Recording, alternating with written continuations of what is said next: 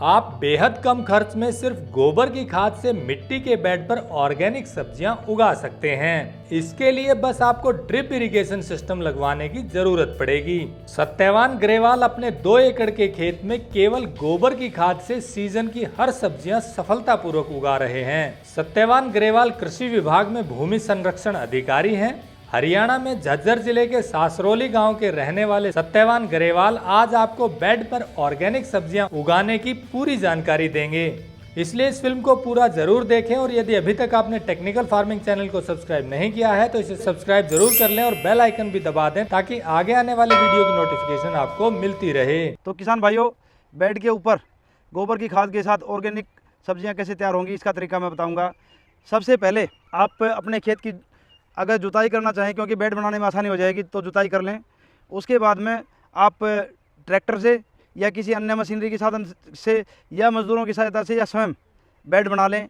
Bed बनाने के बाद में एक सिमेट्री अच्छी आनी चाहिए, उसमें सीधा बेड होना चाहिए ताकि सुंदर भी लगे और उसमें फसलें भी ठीक हों। नीचे उसका लेवल होगा वो लगभग 3.5 और ऊपर से 2.5 फीट का चौड़ा होना चाहिए टेपर में। उसके बाद में जैसे बेड तैयार हो जाता है तो हमें 3 से 4 इंच कम से कम 2 साल पुरानी सड़ी हुई गोबर की खाद जैसे गौशाला से या किसी अपने पशुओं की हो, उसको आप उसके ऊपर डालें।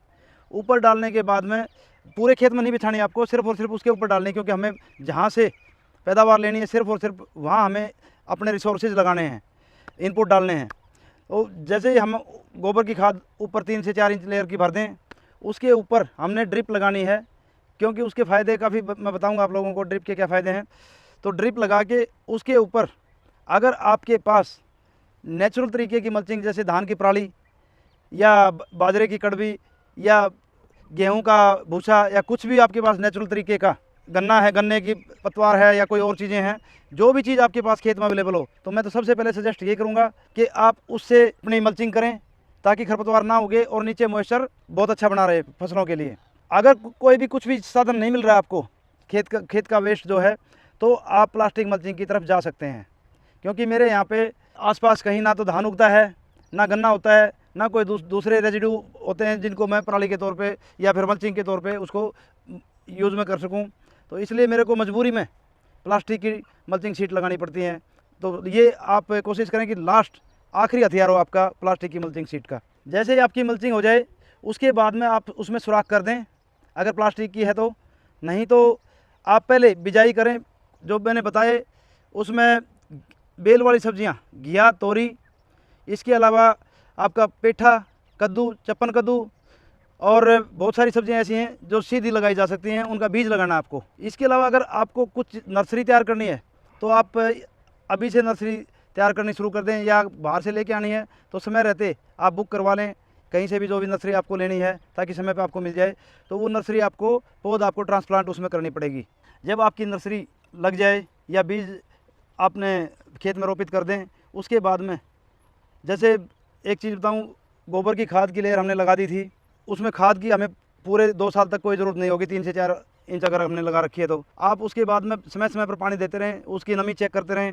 नमी चेक होने के बाद में अगर आपको पानी की ज़रूरत लगती है तो आप पानी ड्रिप के माध्यम से दे सकते हैं।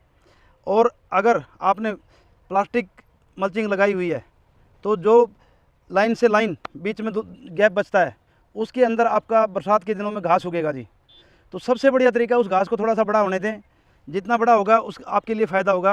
लगभग 15 से 20 दिन, या आप ये कहो कि लगभग 1-1 फुट के आसपास का घास हो जाए तो उसी घास को उखाड़ के आप मल्चिंग का काम ले सकते हैं। उसी घास को उखाड़ के उसी जगह पे डाल दें ताकि उससे आपकी मल्चिंग का खर्चा बच जाएगा, दोबारा से उसमें घास नहीं उगेगा। जैसे कि मेरे खेत में भी देख रहे हैं आप, ये जो हमने घास उखाड़ा था उसी की मल्चिंग बन चुकी है और अब इसके नीचे से दोबारा से घास नहीं उगेगा। अब हम बात करें खेत में आपके जो इंसेक्ट पेस्ट की, तो किसान भाई, मैंने जब कंपनियों में काम किया है, पेस्टिसाइड कंपनियों में, तो उस समय अंधाधुंध कीटनाशक का प्रयोग करते थे। तो मेरा तो ये कहना है, जब तक आपका ETL, इकोनॉमिक थ्रेशोल्ड लेवल, जब तक आपका पार नहीं हो जाता तब तक आप कोई भी स्प्रे ना करें किसी तरह का भी। जब ज़रूरी हो तो ही ऑर्गेनिक में नीम ऑयल का या अपने देसी तरीके से जो भी आपने इंसेक्टिसाइड पेस्टिसाइड जो बनाया हुआ है उसका ही प्रयोग करें।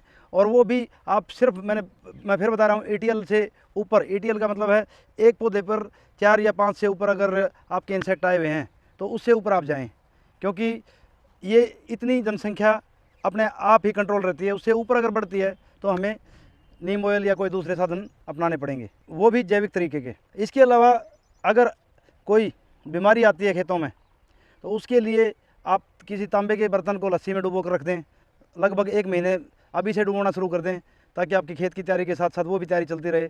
और 1 से 1.5 लीटर लस्सी 16 लीटर पानी में मिलाकर आप छिड़काव कर दें।